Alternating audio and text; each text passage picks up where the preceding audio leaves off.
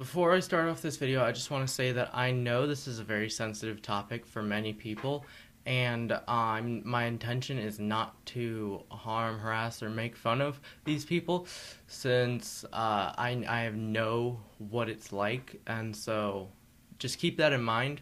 Hello everybody, RazorArmy123 back here, and today I want to talk about something kind of serious.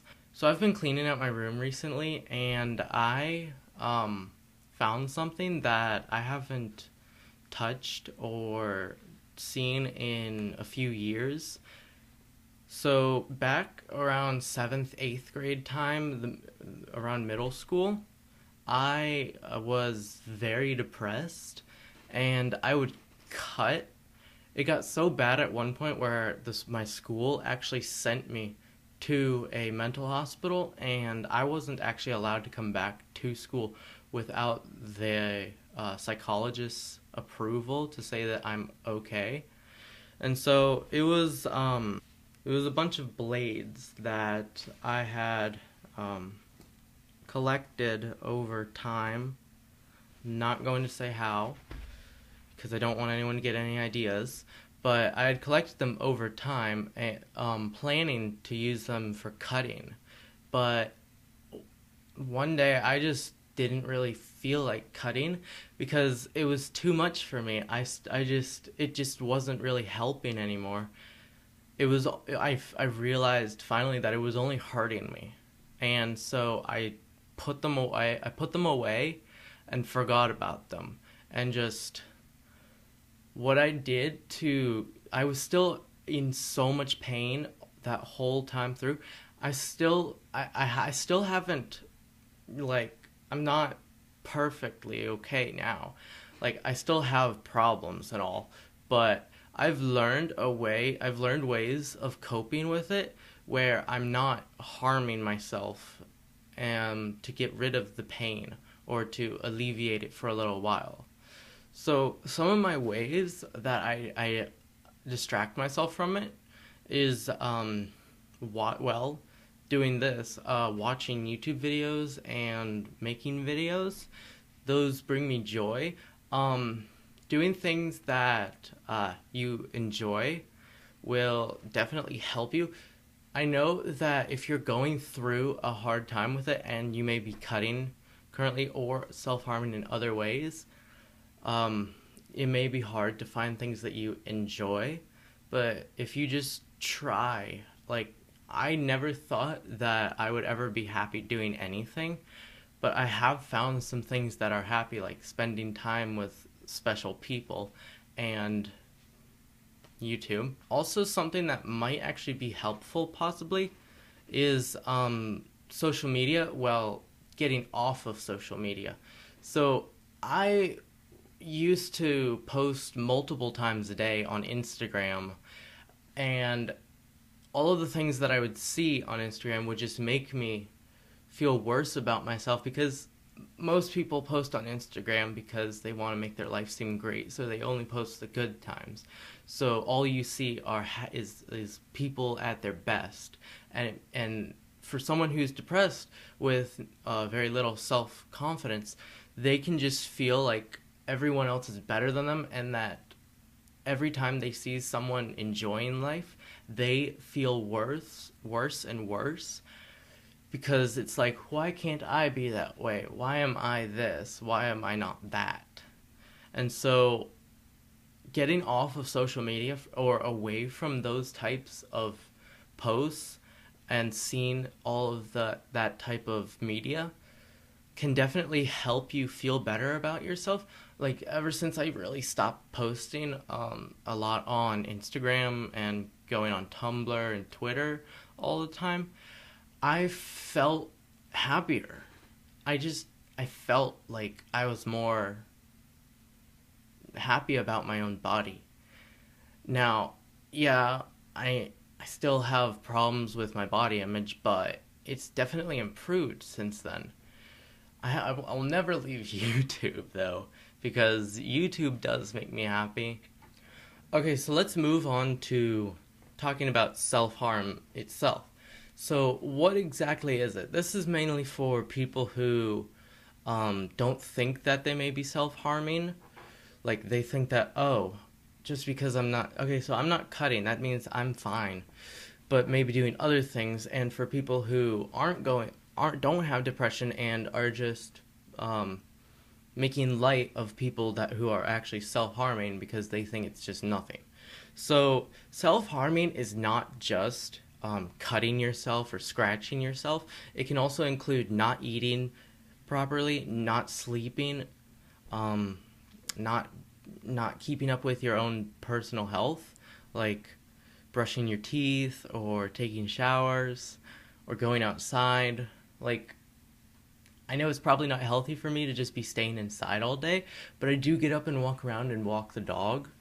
And so interaction also is helpful. So if you purposefully, if you're the type of person is generally who generally likes to be outside and with people, if you refuse yourself to do that, then it'll bring your self-esteem down.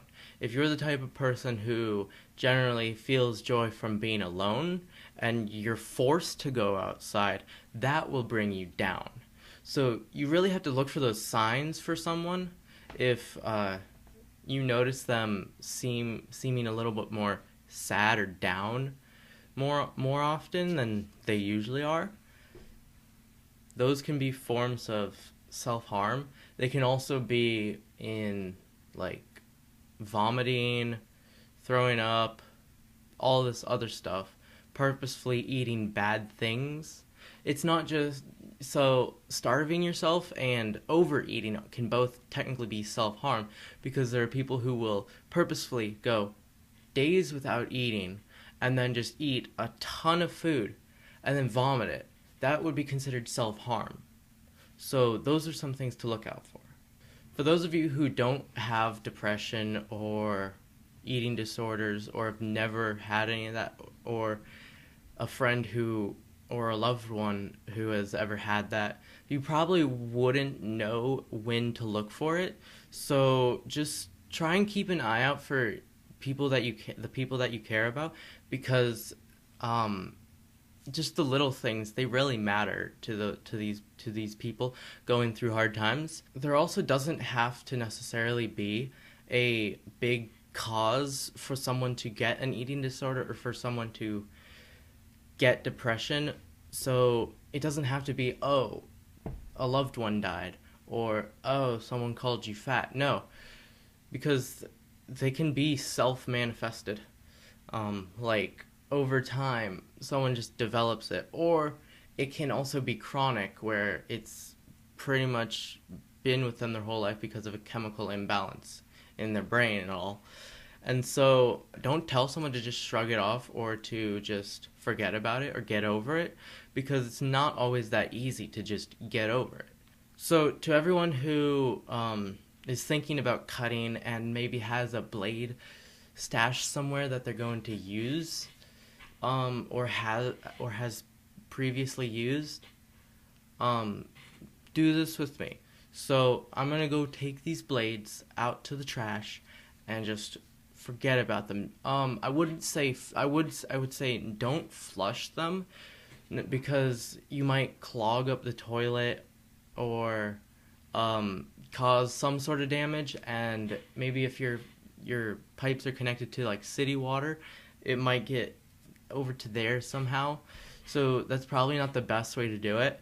So I would say to just bend them up somehow and put them in the trash, and then put them outside the dumpster so that you can't go looking for them. So come along, let's do this together.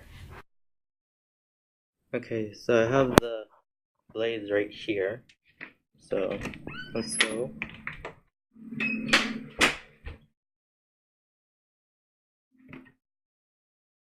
Okay, not that, there. Okay, so bend them up so that you cannot use them again. Ow. Okay, I can't bend them, there's too many of them. But just bend them up, put them in the trash, take up the trash. So when you get out to your trash can, then just put it in the trash. And then close the lid. So basically what I'm trying to say with all of this is that if you are someone who has depression or an eating disorder, try to find ways that can help you get through this. Like for eating disorders, you could eat the same thing as, you could eat with someone that you feel safe around. Like someone that you love and trust. Eat the same thing as them so that you don't feel all alone. That can help you to feel more confident in eating. For someone with depression, it's okay to cry. It's okay to get all of the emotions out. It's okay to do that. It's not okay, though, to hurt yourself for it. Because it's something that you need to get through, not to hurt, you don't want to blame yourself for it. And that's how it is for most people. They blame themselves for having it. And some other resources that you could use are therapy, and there's websites that you can go to where there's people who volunteer to be available to talk with people that are, say, in crisis, or thinking about committing suicide, or they're just feeling down. There's websites that have those people that you can talk to.